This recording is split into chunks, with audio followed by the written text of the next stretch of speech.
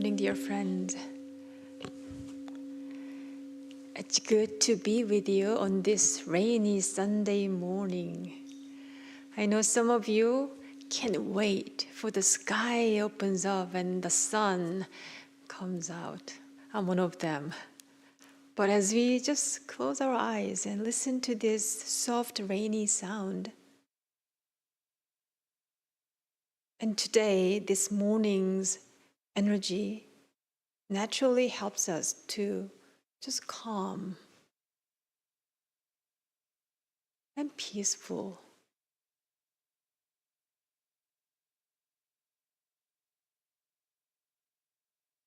So let us just be with what is this morning. Today, together with the retreat group, The Power of Simplicity, we'll look at how our practice can support clarity in our daily life. Now, please all rise for bowing practice and yoga stretching.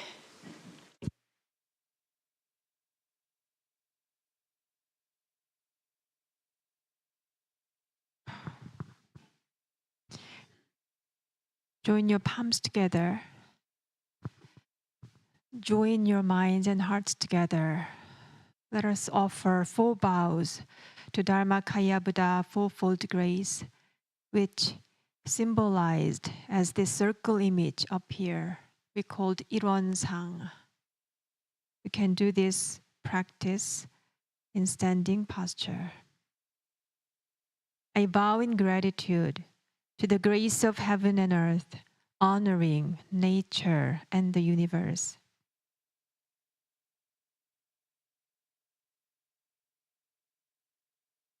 I bow in gratitude to the grace of parents, honoring all who have nurtured me.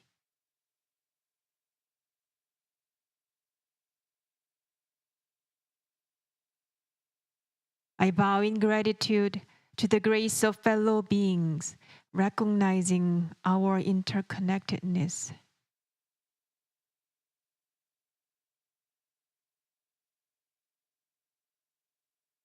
I bow in gratitude to the grace of laws, guiding and protecting us with justice.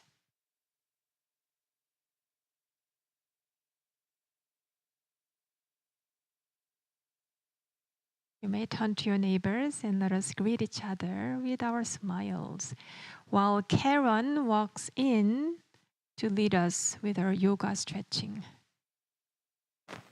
Please remain in standing posture.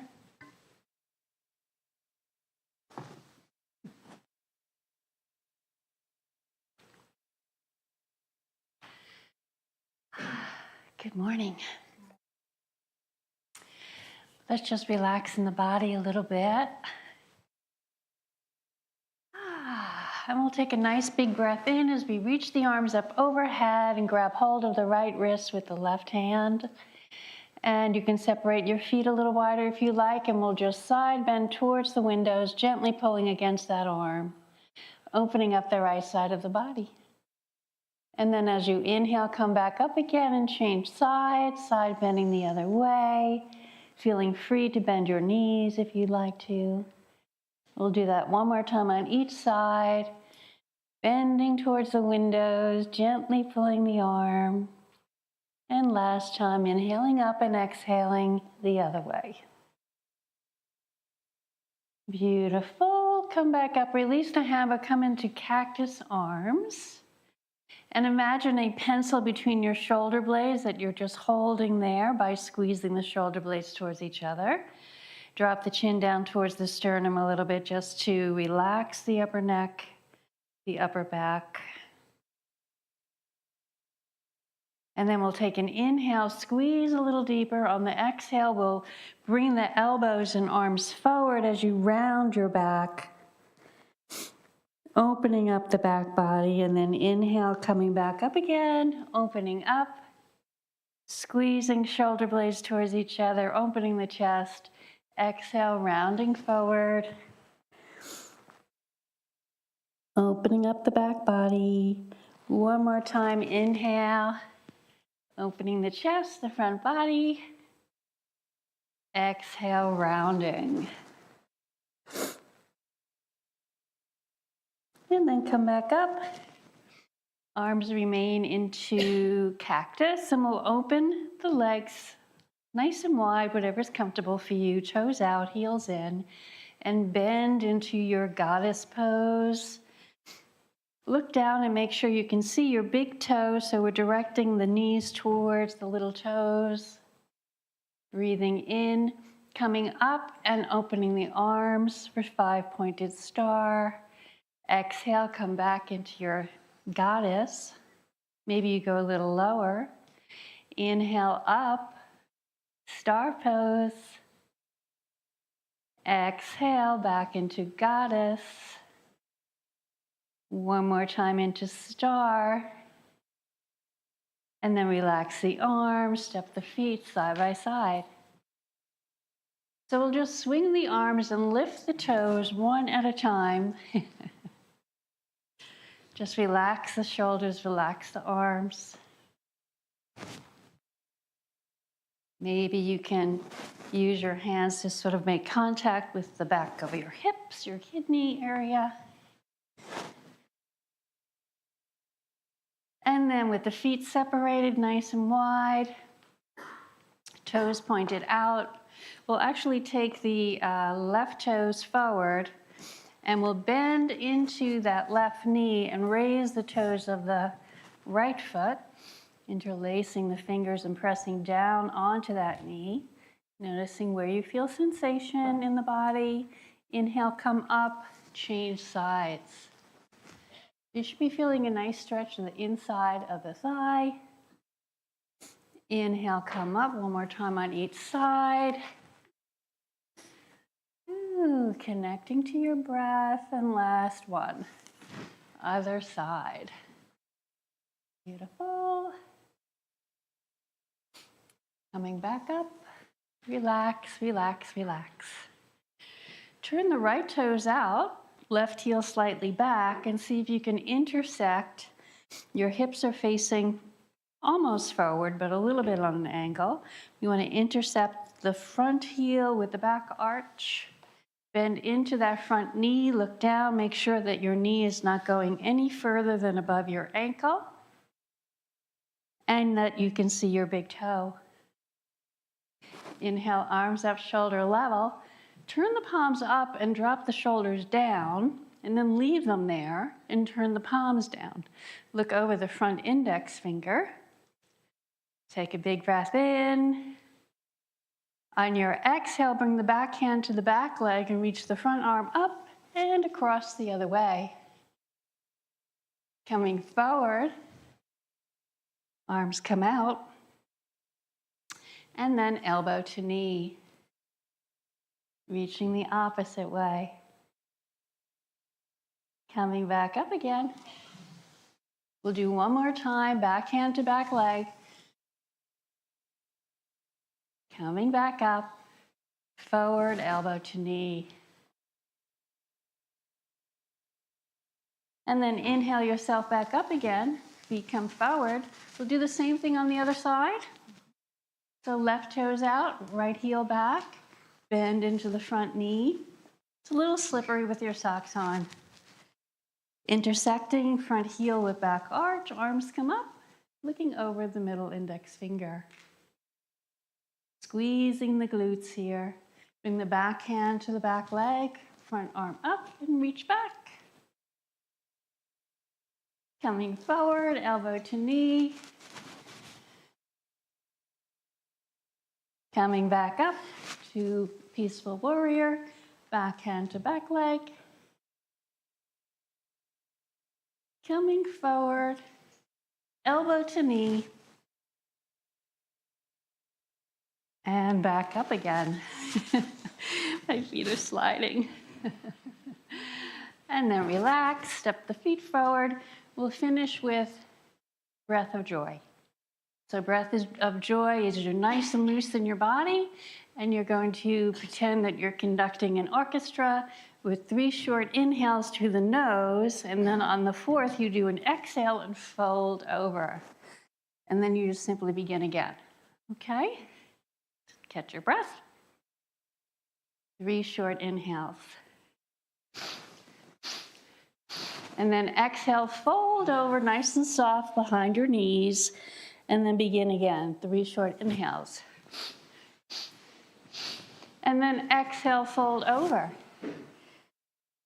And then again, inhale, 3 short inhales. And exhale, fold over. And one more time. Exhale, fold over, and then this time, softness behind your knees, just get nice and loosey-goosey here. Sway from side to side. Perhaps the fingertips touch the floor, maybe not. Just bending one knee and then the other, just relax the back of the neck and the head. And then very slowly, find your feet on the floor. Begin to slowly stack your vertebrae, one at a time, as you come up to stand. Thank you so much. Now please be seated.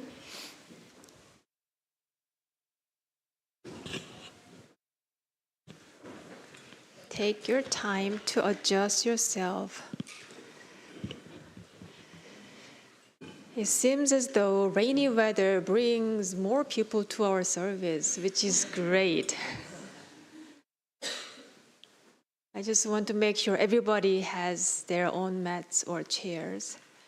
Take your time to find your seat.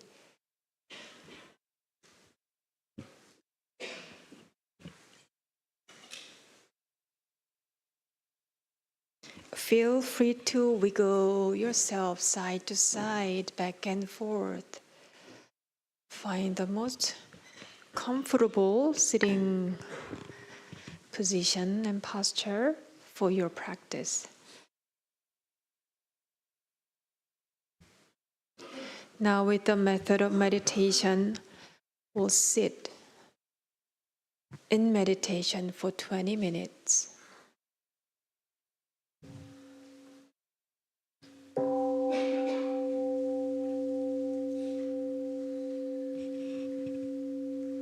Sit comfortably on the floor or in your chair. Breathe in, grab all your tension, and breathe out. Open up your chest and heart. Stretch up tall and align your spine from your neck to your tailbone. Relax your shoulders and arms, then allow your hands to rest on your knees.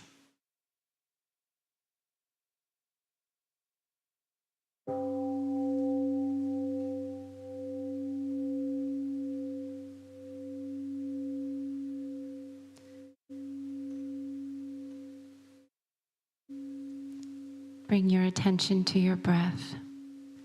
As you exhale, release all mental and physical tension. Invite your attention to abide in your chi energy field, which is called Danjan. This is located about 2 inches below your navel and is the power center for your breathing.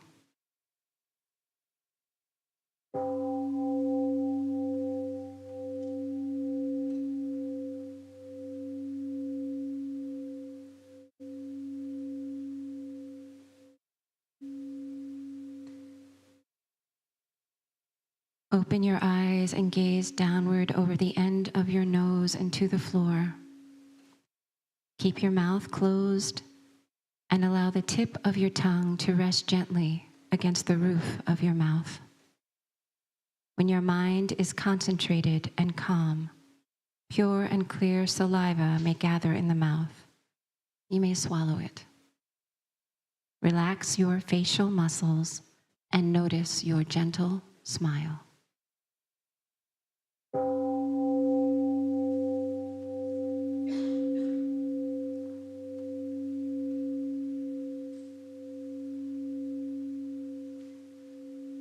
When thoughts arise in your mind, do not be discouraged or disturbed by them. Simply focus on your breathing without reacting to or playing with those thoughts. Recognize them as thoughts, and they will disappear by themselves.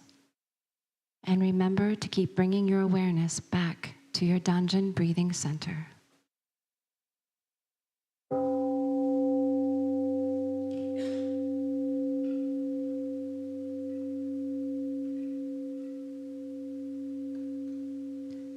If you continue practicing meditation for a long period of time, you will rest in the realm of samadhi, deep meditation, in which the mind is calm, concentrated, perfectly focused, and at peace, with no distinction between self and others, time and place.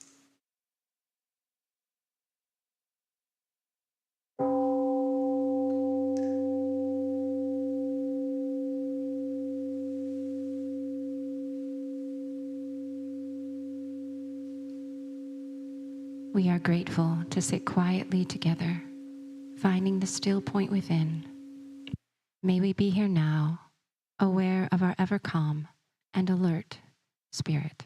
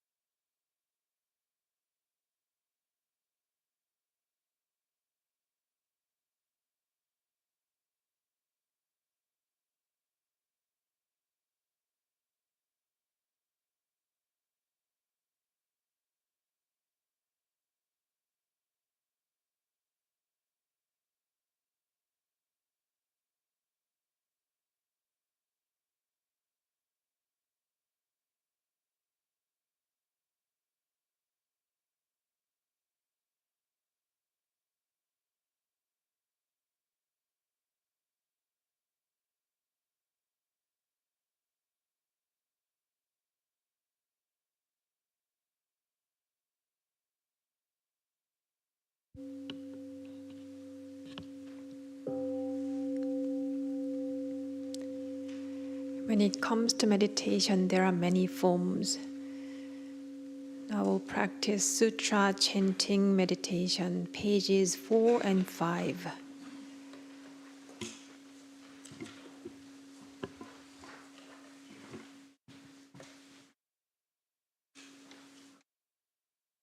Page 4, 일원상 vow.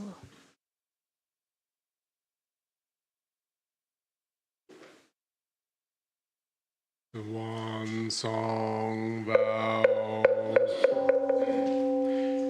One is the realm of samadhi, beyond words and speech, the gateway of birth and death, transcending being and none, being the origin of heaven and earth, parents, fellow beings, and lost the true nature of all Buddhas, enlightened, mastered, unenlightened people, and sentient beings. They one manifests as both permanence and impermanence, fused as permanence. They one unfolds into an infinite world that is ever abiding, spontaneous, just as it is fused as impermanence. It one unfolds into infinite world through the cycle of formation, duration, decay, and extinction of the universe, and the birth, aging, illness, and death of all beings, according to how we use our minds and bodies. In the four forms of birth, we transform through the 6 realms of existence, progressing or regressing with grace, arising from harm or harm from grace. Therefore, we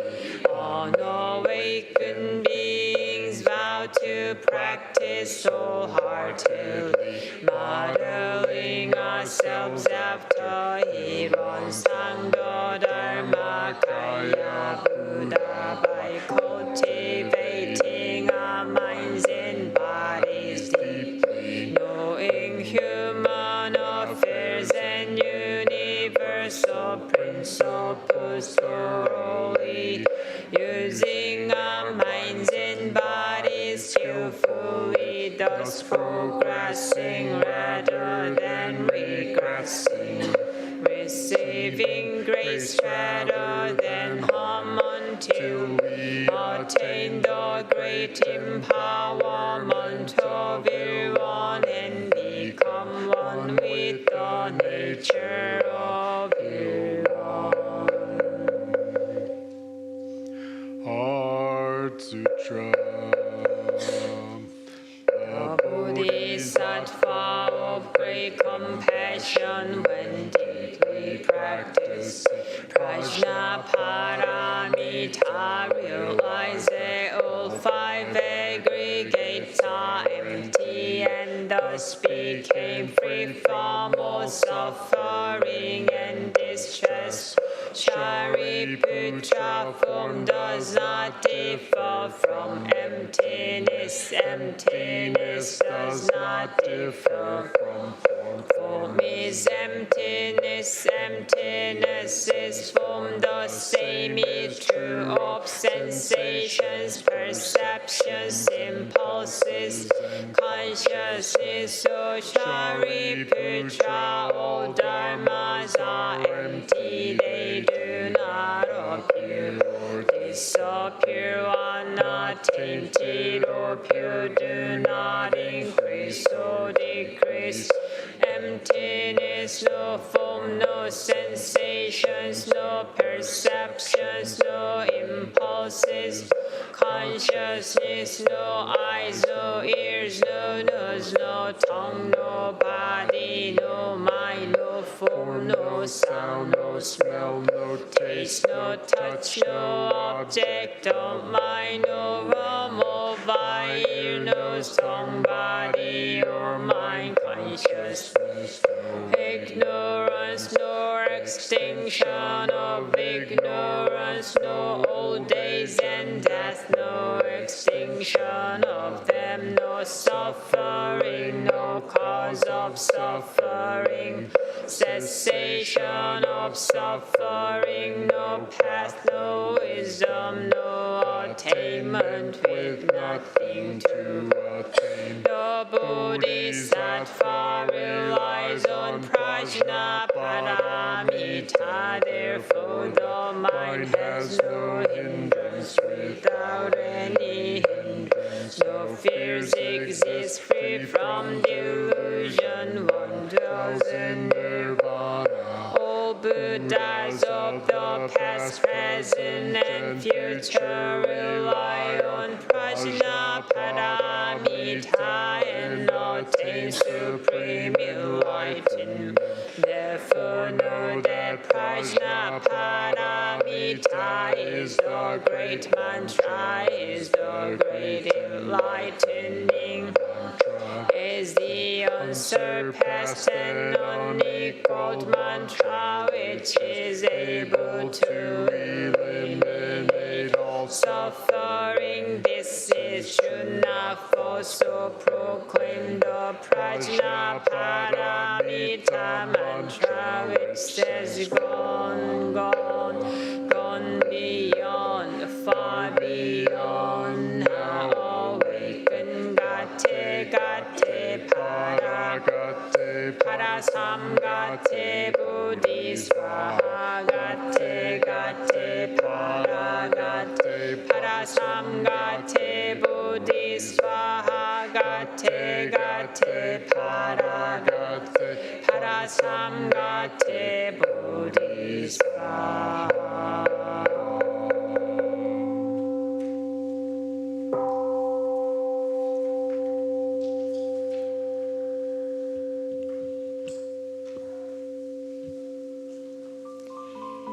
You may gently stretch your body in any direction.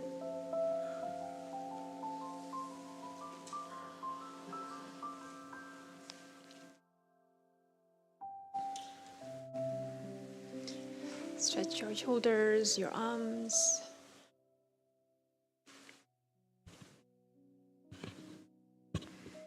Let's bring our arms up. Fingers together, palms up high and stretch.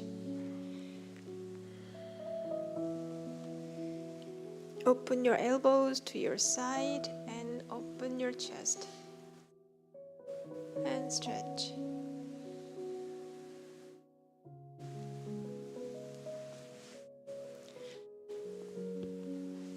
And release your hands down. Please make yourself comfortable. This morning, I am delighted to welcome our guest speaker, Reverend Doyeon, the head Gyumunim at the One Dharma Center in Manhattan Temple. And this is she. Reverend Doyeon is one of the most actively engaged Gyumunim beyond the One Buddhist community. So she represents One Buddhism at the United Nations, co-chairs the Committee of Religious NGOs. She also serves as president of the Buddhist Council of New York. She's also a board member of Lion's Roar, the Buddhist magazine, if you know that. So please join me in welcoming Reverend Doyeon, who will speak with us about the power of simplicity. Good morning. Good morning. Good morning, everyone.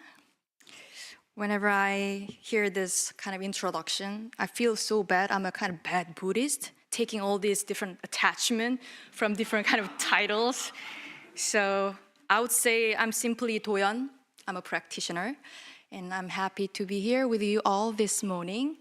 And as we see, we're having this weekend retreat, and the theme is the power of simplicity. Now, simplicity may not sound as profound or elegant as themes like emptiness or impermanence or enlightenment, right? Simplicity sounds a little too simple, right? It's simple, and often we think simple is easy, but we will find that out. So for me, the practice of simplicity actually begins with a deep reflection on mortality. Maybe mortality sounds a little too heavy for Sunday morning reflection, so I put it simply, our time and energy are limited. Our time and energy are limited. Actually, it's more like my simple mantra for me that I repeat for myself. Time and energy are limited. Time and energy are limited. Imagine if we had unlimited time, unlimited energy, maybe then nothing would feel really important or precious. Because, we can do, anything. There's gonna be always time and energy to do, something else, so that there's no urgency. But the fact that life is not that way, it's not the reality. So in reality, every day, we're given only so many hours, only so much energy, only so much attention. And whether we like it or not, we are getting older, not younger. Despite all these skincares and supplements, exercise, with all these latest anti-aging trends, one day we will reach the point that to the end of our life. And I don't say this to sound depressing. That's not my intention, but that is the reality. I'm glad that some of you are nodding. That is the reality. We don't have endless time and energy. They are all limited. So when we truly remember our time and energy are limited, this reflection actually, out of my surprise, it really clarifying and grounding for me. So when we really remember this time and energy are limited, then we begin paying more attention to how we live. Because where we place our attention, our care, our time and energy matters. That shapes the kind of life we live, and that shapes our relationships, that shapes our habits and characters. Ultimately, that shapes our life. And in the Buddhist language, we say how we or where we put our time and energy shapes our karma. So at some point, I hope today, this moment, we want to pause and ask ourselves, so what truly deserves our time and energy? What really matters in this life? And in order to see what truly matters and allow that understanding to guide how we use our time and energy, I think we need clarity. And when the mind is constantly divided and this kind of distracted and overstimulated, clear seeing becomes very difficult. It's like trying to see clearly through the window of fast driving car. Everything actually looks blur. So you need to stop to see things clearly. Maybe that's one reason that we came all together here, to stop our fast running mind so that we can hopefully see things clearly. That's our practice. So this is why we need the practice of simplicity. Simplicity helps us slow down and calm the mind and return to a more grounded and undivided attention. That's why I like simplicity. So it's not about just doing less for the sake of being simple. Simplicity is about having the clarity to recognize our priorities in our life. Learning to clear away what is unnecessary so that we can fully focus on what matters in life. Because not everything that fills our schedule, attention, and our mind deserves equal importance. Have you ever noticed yourself that maybe at the end of the day, like you feel so exhausted, like, oh, I was such a busy today, but then I don't know for what. Yeah, I've been busy all day, but what was it for? I can't really name it where my energy went. And during my novice training in Korea at a temple, and there was one senior retired Won Buddhist teacher stayed at our temple, and she watched me like running around the temple doing this and that. Because usually as a novice job is that, cleaning and whatever the teacher says, that we kind of do different kind of tasks. And then one afternoon, senior teacher just kind of stopped me and saying, Doyeon, I see you're being busy. But you know what? In this world, there are two types of people. There are people are busy, creating suffering and drama and all the distractions. And there are the other group of people are busy creating blessings. Which one are you creating? So of course, for me, like my immediate response was, of course, I'm creating the blessings. I'm doing the temple work.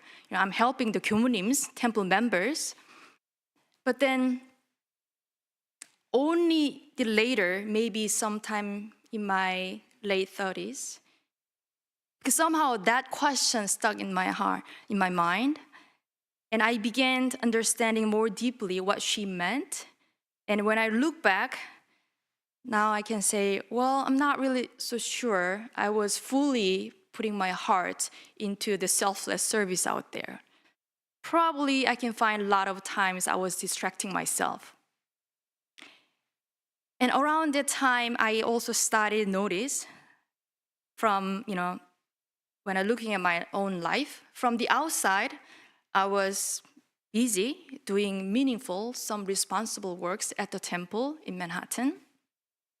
But inwardly, my mind was not always peaceful or grounded. And I had to kind of face that. And eventually, I realized that, well, this is not the kind of life I wanted for myself. I mean, doing good, doing some kind of temple work is good, but at the same time, still there was something lacking in my mind. I don't want to live life as if life is just one checklist. Everything I do, I just kind of doing the check mark. All the things that I'm accomplishing, like check, check, check. Like, I hope you don't really make this temple coming here to practice. It's not one of your just checking list. I hope you really make this time for you to be here and experience what really matters for yourself. So that was some of my own reflection. And so being busy itself is not necessarily the problem. The real question is, busy doing what? What is all that busyness actually creating? And what kind of mind are we creating through the way we use our time and energy? So that was a question for myself. So for me, the simplicity is the wisdom of choosing carefully. Again, because not everything deserves our attention. Not everything deserves so much of our emotional energy. Not every thought needs to be followed. Sometimes we need to just let it go. Not every desire needs to be fulfilled. So sometimes the most compassionate and wise thing we can do is simplify. You will see that's one of the reasons a lot of Buddhist practitioners, especially kind of monastics, you see they are relatively living with this little, just few possessions and simpler lifestyle, not because they want to show off that they are Buddhist practitioner. It's a very practical reason. By minimizing distractions, we can create a better condition for practice. And then Sotaesan our founding teacher, expressed this in a very practical and with a very simple analogy. It says, a hunter who goes out to catch a lion or a tiger does not stop to chase a peasant or a rabbit along the way. Even if a smaller animal appears, the hunter does not become distracted by it, fearing that he might miss the greater goal. In the same way, a person who has aroused a great aspiration does not become caught up in small desires, knowing that they can distract the mind from what truly matters. Therefore, those who hold a great aspiration should be careful not to be led astray by small desires, end quote. So I see this teaching is very relevant, it's very connecting. Maybe Sotaesan is talking to me. Don't get fooled by rabbits. Don't play around with small desires and distractions. You have greater goal, so you have to focus on that. If our aspiration is to cultivate wisdom, compassion, and inner freedom and awakening, that is my aspiration, or whatever your deepest aspiration may be, because it's not my job to decide your priorities in your life. That's your job to figure that out for yourself. I am figuring it for myself.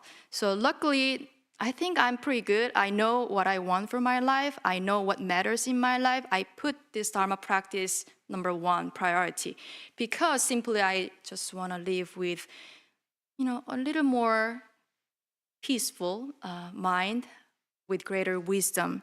So that is my priority. And for me to live, to realize all these aspirations, again, I need to cultivate a more steady and undivided attention. So in the spirit of simplicity, I want to share 2 practices that have been especially helpful for me. I could probably give a list of 10 different practices, but I thought, that will ruin my theme of simplicity.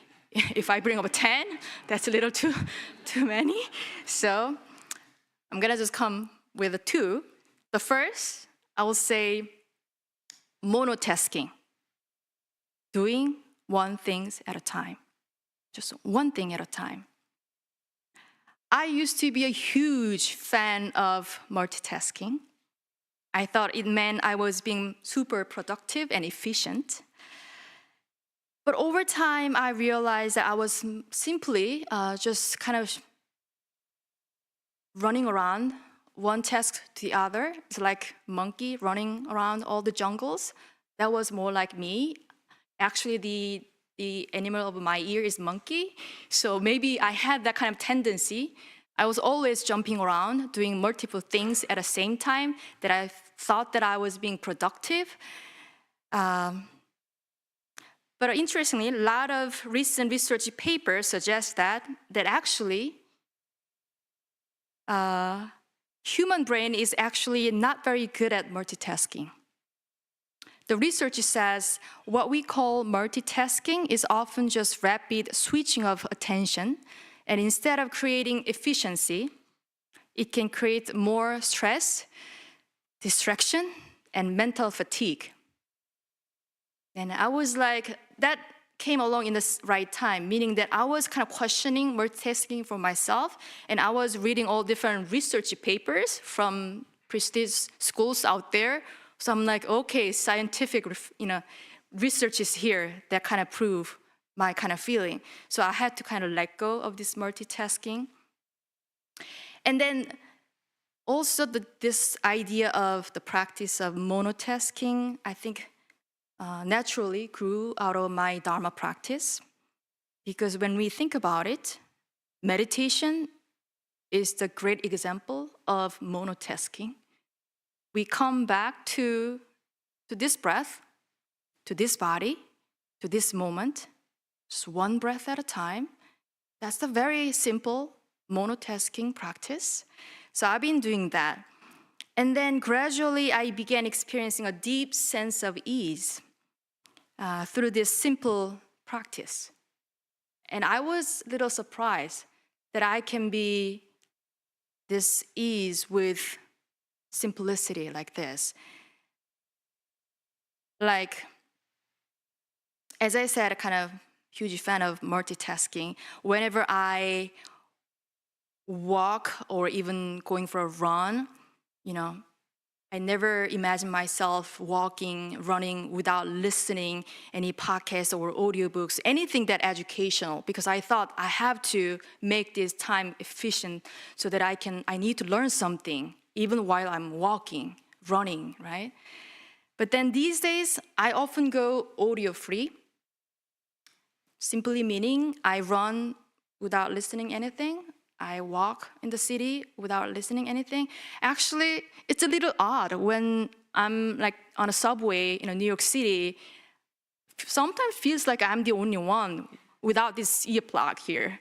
Everyone is listening something, they're doing something on their phones. But I'm like just being there with my breath, with my body. And often I also watch people. And it's very interesting. It's very humbling experience. So with all these kind of simple experience, I realized that these simple moments, I felt a lot of, it's very refreshing. It's very nourishing and very peaceful. So these days, I feel it doesn't take much for me to feel content. And that's one thing I was like, oh, this is quite interesting. Then I want to stick to this practice. So that's one thing. Try to do one thing at a time. And my second suggestion is similar for this simplicity practice is learning how to say no.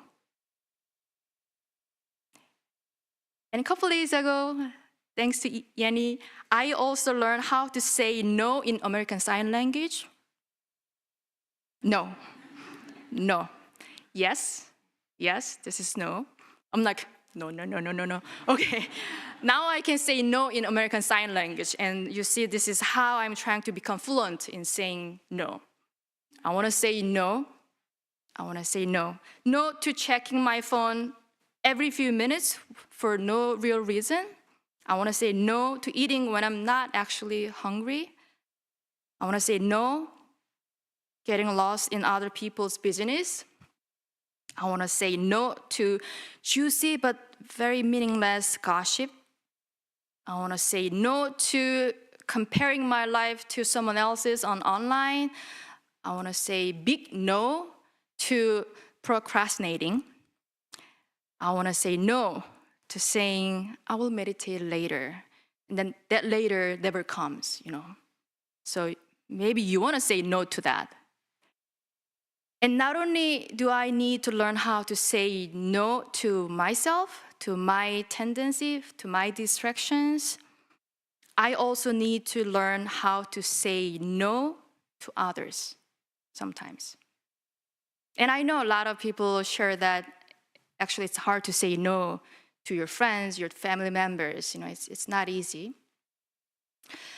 And I know, if someone asks me for a favor, not out of the real reason, but simply out of habits for their convenience or their laziness, I used to say yes because I'm a good person. Whatever you ask me for help, I'm gonna say yes. That was me before, not anymore, right? I'm doing this practice. Because I see constantly saying yes is not always truly helpful for either of us. It's like, I say, parents who do everything for their children out of love, out of protection. The intention may be love, but sometimes they unintentionally prevent their children from learning responsibility, resilience, and independence. So this is where we begin to understand the love, kindness, and compassion must also be accompanied by wisdom. So if anyone asks something out of convenience, out of their own, for the sake of their own benefit, and sometimes actually people say, oh, you're a Buddhist practitioner, you're a Buddhist teacher, you must be kind. If people are asking me my kindness for granted, I'm gonna say no. No.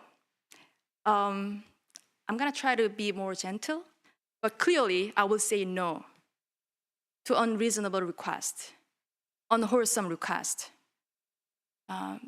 Maybe they don't really like me. It's okay. Not everyone will like me. I know that. That's part of my practice.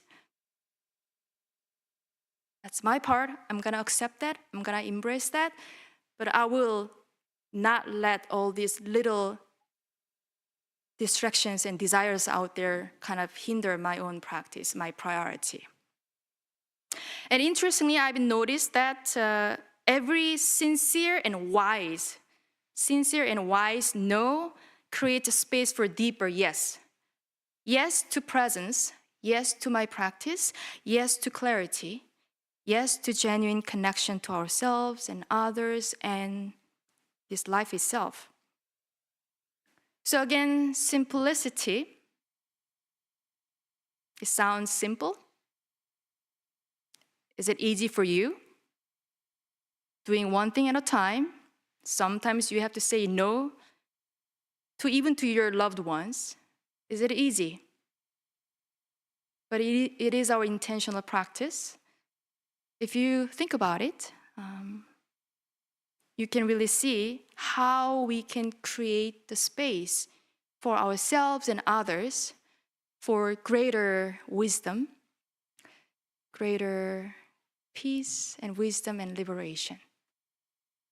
So when we simplify, again, we create this space to slow down, to create clarity, wisdom, and compassion.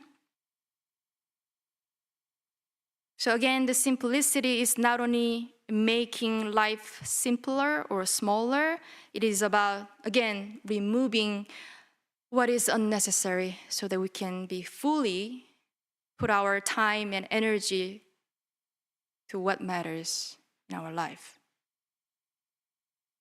So that is my sharing for today, and thank you so much for your presence. Thank you, Reverend Doyeon. So I got a little pocket belt for my handphone from her last year, and that was one of her practice. So I'm using it very well when I run, listening to my podcast. And thank you. And whenever I visit her temple and her room, I can tell how minimalistic life she really lead, for herself. So, the people's word who, walk the walk, not the talk the talk, their words become really empowered. So her talk was really powerful today, and I learned a lot. So we can practice monotasking, right? And we need to learn when to say no to what and when to say yes to who and what. Thank you again. Please turn to page 6. Now let us recite essential dharmas of daily practice, guided by John.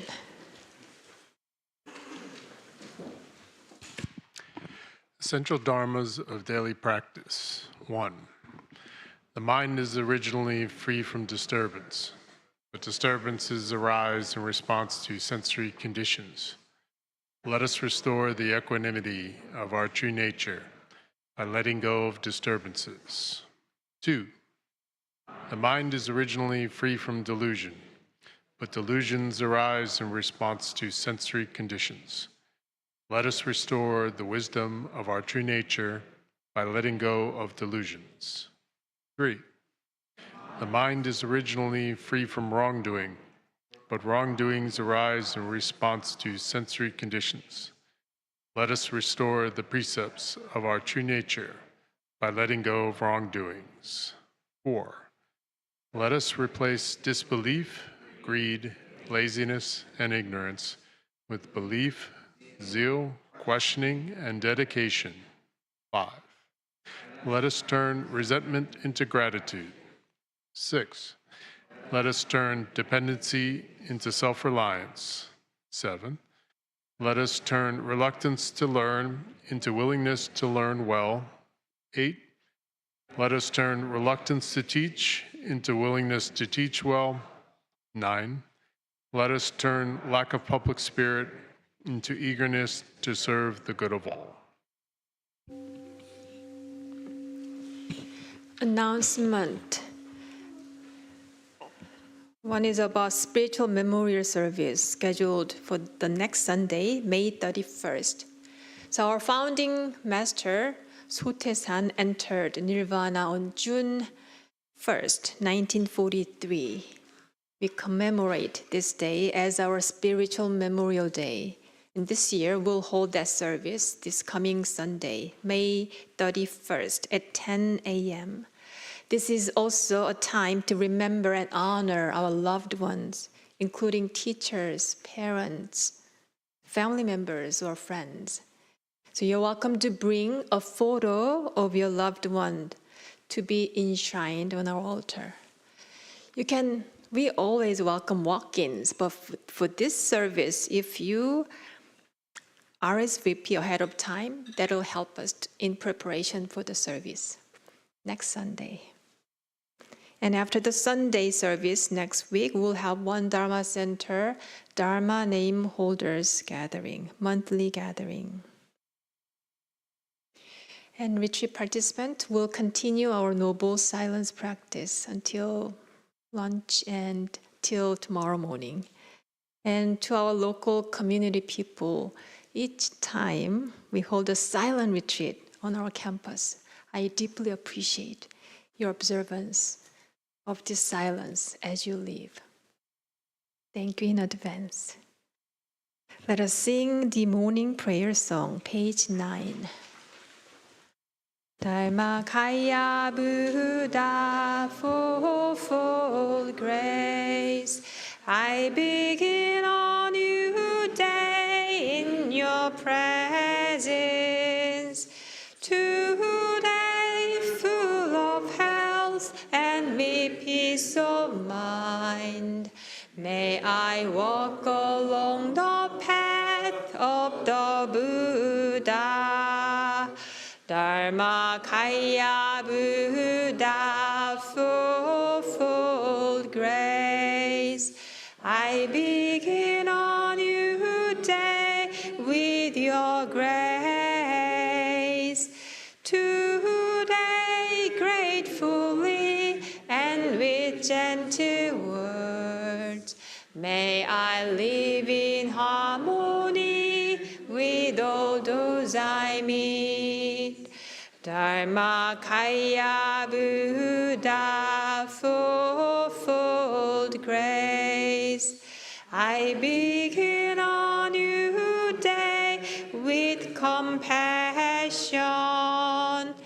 Today making the world a more loving place. May I do all that I can for